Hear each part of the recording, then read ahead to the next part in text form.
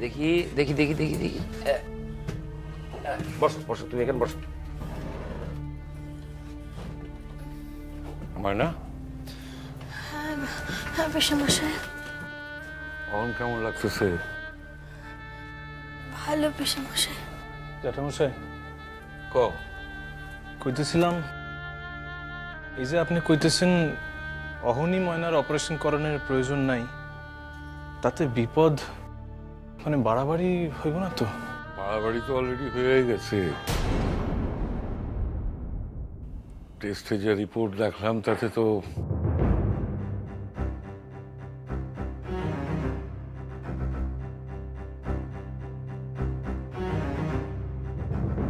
ঘাটা অনেকখানি স্প্রেড করে গেছে। ওর এখন যা শরীরের অবস্থা, তাতে অপারেশনের ধকল তো লইতে পারব না। কি করলেও ভালো হবে বলো না গো। দাদা, আমি কইতেছিলাম আমরা যদি যত্ন আত্তি কইরা সোহেল খান ভালা কইরা তুলি তাইলে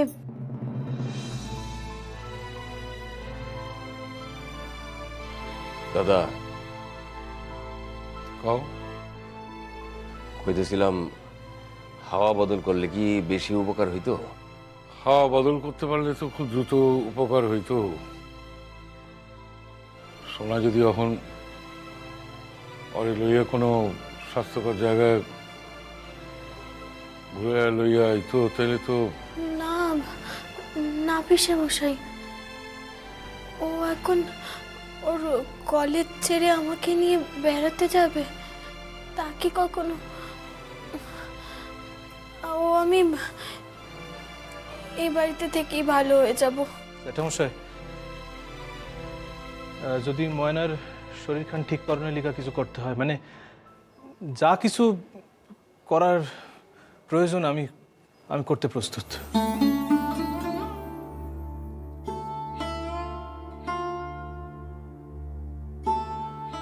দাদা, কই গেলে ঠিক হয় কন্যা? আমি তাইলে অগো টিকিট টিকিট সব কইরা দিই। সমুদ্রের পাড়ে লইয়া যেতে পারলে ভালো হয়। এরপর শরীর খান ফিরলে, তারপর অপারেশন করলে রিস্ক ফ্যাক্টরটা কমে আর কি। এত বড় মেয়ে শরীরটার অনিয়ম করে করে যে এত বড় কাণ্ড ঘটাতে পারে তো কারোর ভাবনার বাইরে। ময়না, তোমারে তো সকল দিক বিবেচনা কইরা চলতে হইব মা। দেখো তোমার তোমার বাবা মায়ে দুই বেলা ফোন করতেছেন, আমগর মাইয়ারে পাঠাইয়া দেন বইলা, অথচ তুমি যাইতে চাইতেছো না। ওরা তো আম করে ভুল বুঝতেছেন। এদিকে সোনার পরাণের ক্ষতি হইবে ভাইবা যদি তুমি বেড়াইতে না যাও, তাইলে তো ময়না, তুমি তো আর শখ কইরা বেড়াইতে যাইতেছো না মা,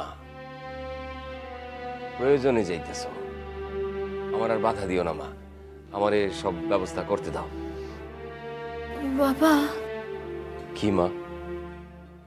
বলছিলাম আমরা আমরা সকলে মিলে যদি বেড়াতে যাই।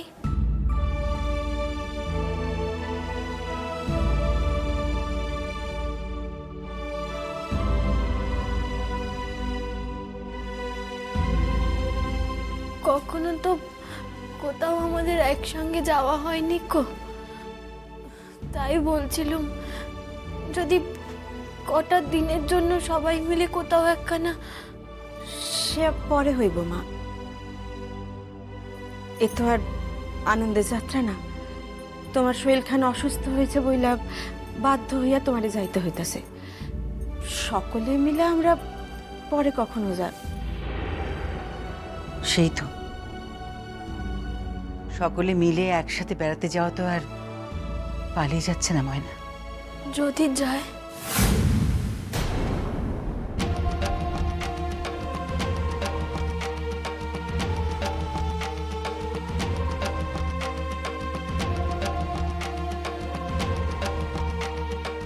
কি কইলা?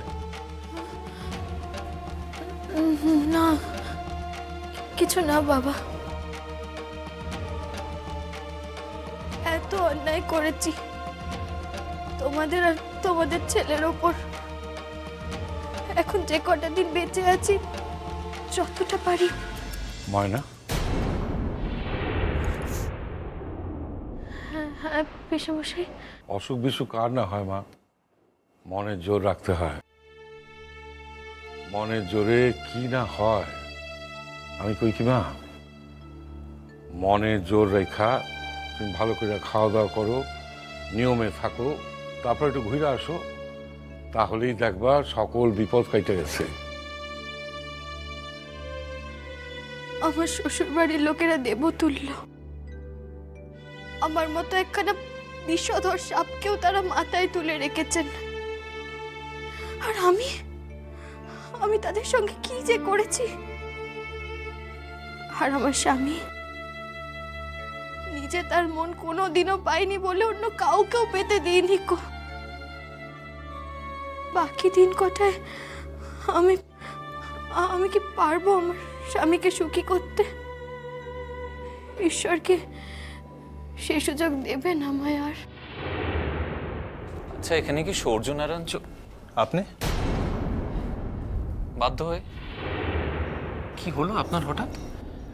সব যোগাযোগ বন্ধ করে দিলেন? আসলেই আমি একটু অসুবিধার মধ্যে আছি। আমার স্ত্রী, উনি অসুস্থ। শোনা, ওনারে ভিতরে লইয়া গিয়া বসো। মাফ করবেন, আজকে আমার বসার সময় হবে না, একটু তাড়াহুড়োর মধ্যে আছি আমি।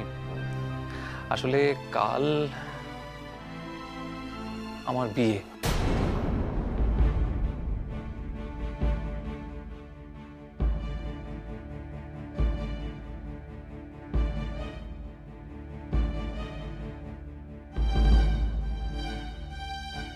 ও, কিন্তু আমি এক্ষেত্রে আপনাদের কিভাবে সাহায্য করতে পারি আমি তো ঠিক বুঝতে পারতেছি না। আপনি আমাদের বাড়ির গৃহশিক্ষক। আমার ভাই বোনেরা আপনার অন্ধভক্ত।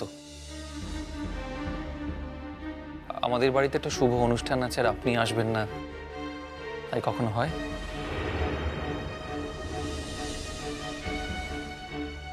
বাবা কিন্তু বারবার বলে দিয়েছেন যাতে আপনি কাল আসেন।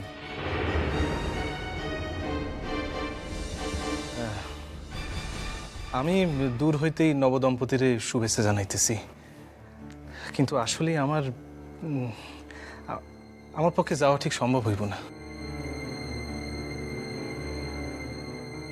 অন্তত একটিবার যদি নববধূকে দেখতে আসতেন। আপনি না এলে কিন্তু আমরা সবাই খুব দুঃখ পাবো, এমনকি আমার স্ত্রীও।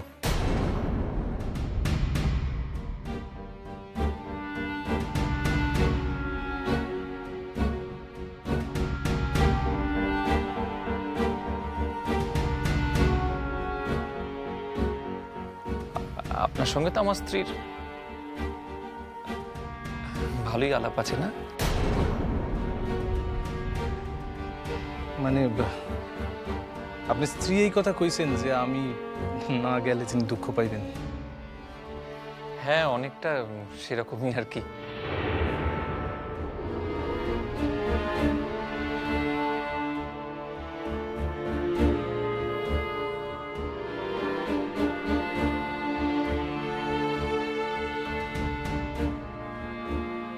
আপনি আপনি কি একটিবারের জন্য যেতে পারবেন না? আচ্ছা দেখুন, সুবিধা হইলে যাবো। বাবা এই জন্যই ফোনে আপনাকে বলেননি, আমাকে পাঠিয়েছেন আপনার কাছে, আমি এসে। আচ্ছা আমি চেষ্টা করুন যাওয়ানের। আমিও, মানে আমরা সবাই অপেক্ষা করব আপনার জন্য। আচ্ছা তাহলে আজকে আসি। সে কি, আপনি বসেন, বাসায় প্রথম আইলেন। ছোট, ওনার লেগে একটু চা। মাফ করবেন, আজকে আর মানে বুঝতেই পারছেন তো, কালকেই বিয়ে তো। আমি এরপর আসবো আমার স্ত্রীকে নিয়ে। আজকে আমাকে অনুমতি দিন। তাইলে তো আর কিছু কনের নাই বাবা। তাহলে কথা দিলেন খুব শীঘ্রই একদিন স্ত্রীরে লয়ে আইবেন আমাকে বাসায়। নিশ্চয়ই আসি। সূর্যনারায়ণ বাবু আসি।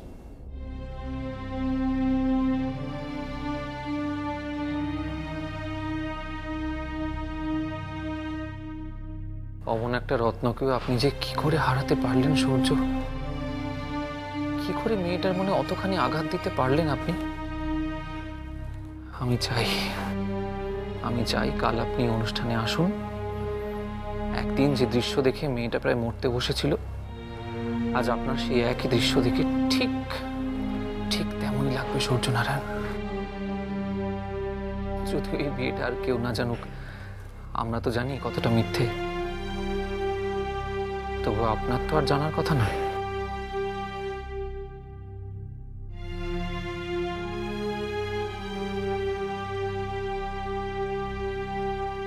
সোনা,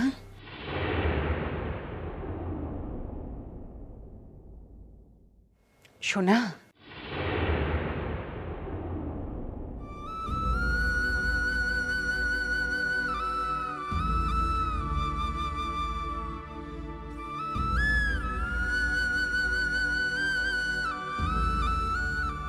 কন না বলছিলাম যে এর সঙ্গে কি আমাদের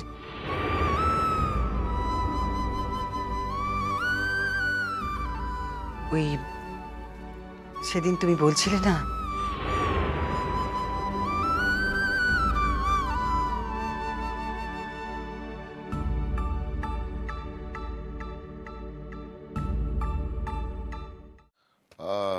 তাহলে এই কেসগুলা কিন্তু আমাকেও পরপর সাজাইতে হইব, বুঝলেন? জি স্যার। আর ওই আজ রাতের মধ্যেই কিন্তু ব্যাপারটা নমস্কার স্যার। নমস্কার নমস্কার। বলেন আমি আপনার জন্য কি করতে পারি? আসলে এখানে আগে যিনি অফিসার ছিলেন তিনি আমার বিশেষ পরিচিত ছিলেন। আমি বহুদিন আগেই আপনাকে ওই থানায় আইছি। আমার নাম নুরুল ইসলাম। আপনি আপনার প্রয়োজনীয় কথা কেন আমাকে কইতে পারেন? ব্যাপারটা একটু ক্রিটিক্যাল স্যার, আপনার সঙ্গে যদি একটু একা কথা বলার সুযোগ পাই। শিওর। আপনি একটু বাইরে যান। জি স্যার। আমি দরকার হলে ডাকুন। বসেন। Thank you sir. কোন? আমার নাম সৌম্য বন্দ্যোপাধ্যায়। আমি পেশায় একজন ইঞ্জিনিয়ার। আপনার কাছে যে ব্যাপারে এসেছি সেটা হলো কোন কোন কোন সংকোচের কারণ নাই, খুইলা কোন। এই কিছুদিন আগে একটা খুব বড় খুনের মামলা হয়েছে, আপনার নিশ্চয়ই মনে থাকবে। ওই কাবুল শেখ হত্যা মামলা তো। আর ওই মামলায় অভিযুক্তা কিরণ মালা খাতুন বেকসুর খালাস পাইছেন। আমি অবশ্য সেই সময় একটু অন্য জায়গায় আছিলাম, মানে আমার বদলি করা হয়েছিল। কাবুল শেখ কিন্তু মরেনি।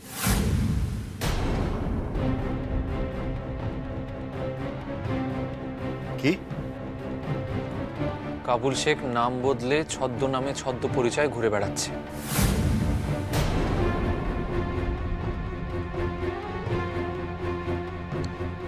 কিন্তু আপনি যে এত বড় কথা কান কইতাছেন, কি প্রমাণ আছে আপনার কাছে? প্রমাণ আছে বলে এসেছি স্যার।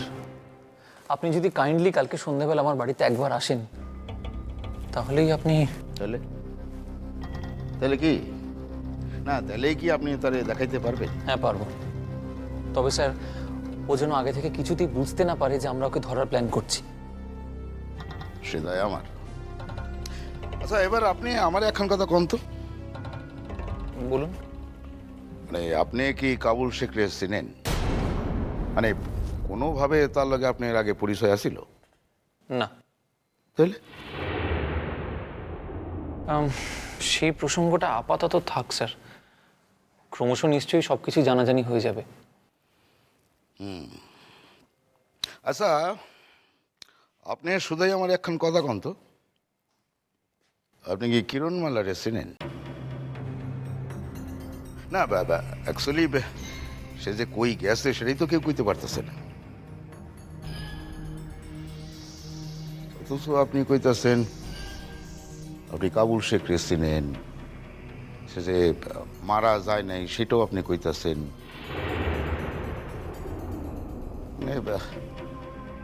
আপনার মতো একজন সজ্জন মানুষের লগে কাবুল শেখের পরিচয় হওয়াটা তো উচিত না।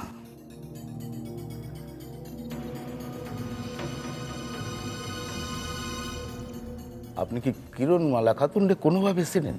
মানে তার খোঁজ কিছু দিতে পারেন? আপনি বা তাকে চিনলেন কি করে? আমি মানে আমি তো মানে ওই কেসটা যখন কোর্টে ওঠে তার তদন্তকারী পুলিশ হিসাবে ছিলাম। ও আচ্ছা, আপনি মাইয়াটারে কি চিনেন?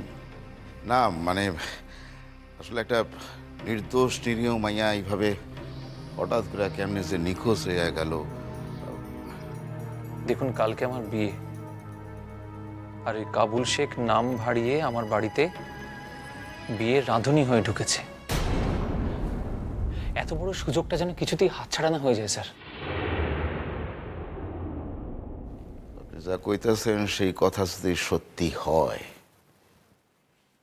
তাহলে এই কেসে আরেকজন আসামি জেল খাটতেছে, তারও মুক্তি হয়ে যাইব। ফিরোজা বেগমের।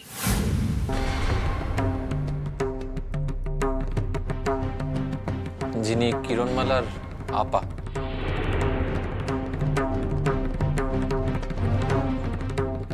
কাবুল শেখের বড় বউ।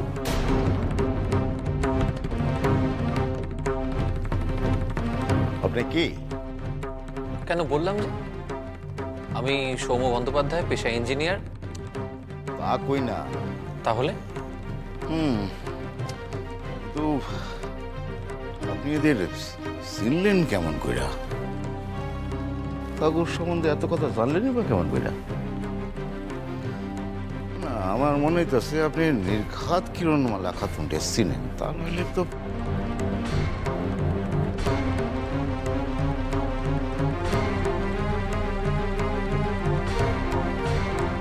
আজ আমি আসি স্যার। কাল তো দেখা হচ্ছে আপনার সঙ্গে, আর আমার বাড়ি যখন যাচ্ছেন তখন ভোজ খাওয়ার নেমন্তন্ন রইল, আর তার সঙ্গে নববধূকে আশীর্বাদ। আসি, কালকেই বিয়ে তো একটু ব্যস্ততার মধ্যে আছি। আসছি। এক মিনিট, কইতেছিলাম যে আপনার ওই ভাবি স্ত্রীর নামটা যদি জানতে পারতাম। রঞ্জাবতী বন্দ্যোপাধ্যায়। ও, নিরাশ হলেন? না, কিছু না, আসছি। আসেন, আমি ঠিক সময় মতো পৌঁছাবো।